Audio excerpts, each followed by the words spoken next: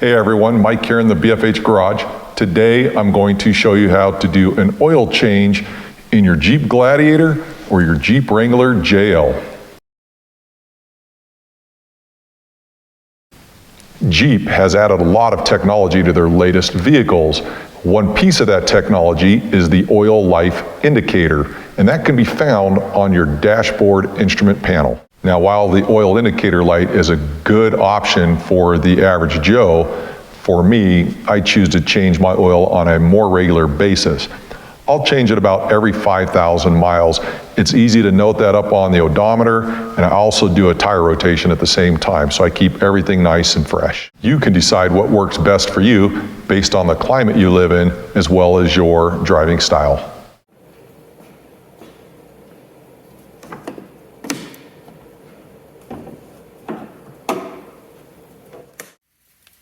Okay, before we drain the oil, the first thing we want to do is locate the oil filter, and it's right here underneath this cap.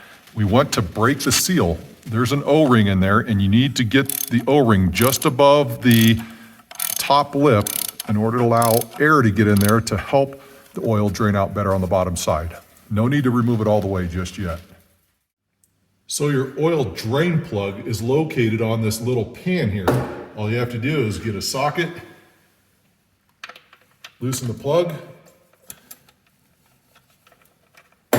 Make sure you have your drain pan ready to go.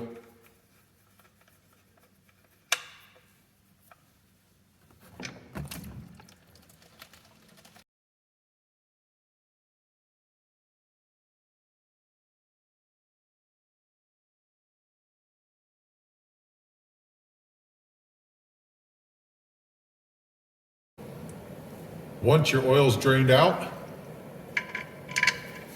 start putting back in the plug. Make sure you don't cross thread it. And then wipe any remaining oil off the bottom of that pan.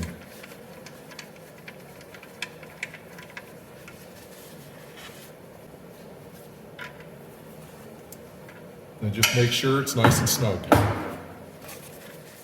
With the oil drained and the plug put back in, we can come back to the filter and remove it.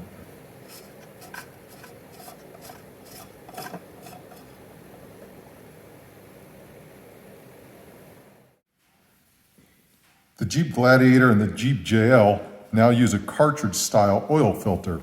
One of the things you need to notice is that there's an O-ring right here. Each time you get a filter, they ship it with a new O-ring. Now they want you to take a little bit of your new oil and smear it around the O-ring. So I'm going to do that before I take apart this so my fingers aren't filthy.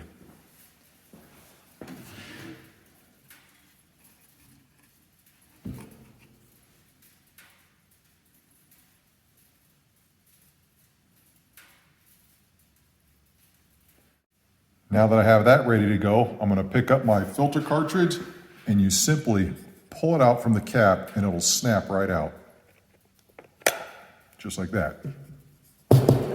Now what you need to do is you need to take a little kind of hook tool, hook onto your old O-ring, and just pull that right out. Now one thing I want you to notice is look where it's seated. It's seated right here in that little groove, not up top all the way against the lid. So make sure you put it back on to that groove. With the old one off, we'll put the new one on. You can definitely tell a difference in how snug it fits.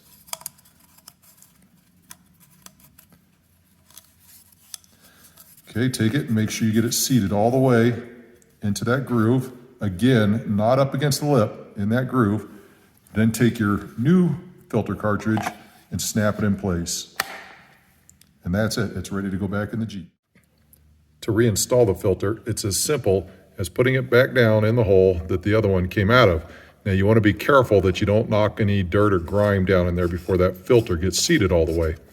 You can tighten it most of the way by hand, and after that you need to snug it down with a wrench.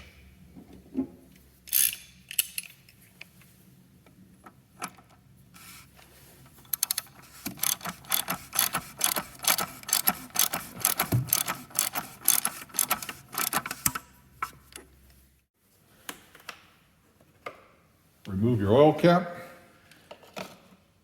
and put in your favorite brand of 0 weight 20 oil.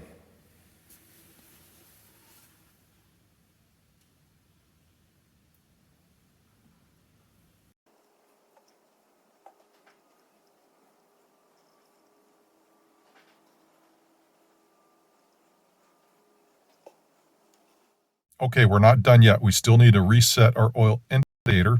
You do that by pushing the ignition into the run position.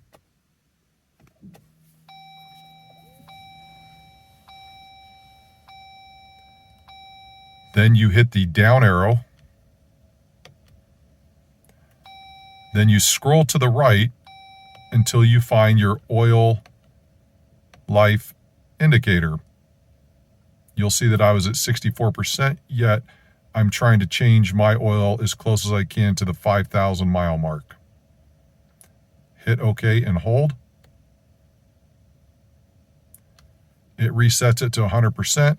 You can now hit your up arrow back to your normal speedometer. That's all there is to it. As you can see, changing the oil on these things is pretty easy. Close your hood back up, go have some fun.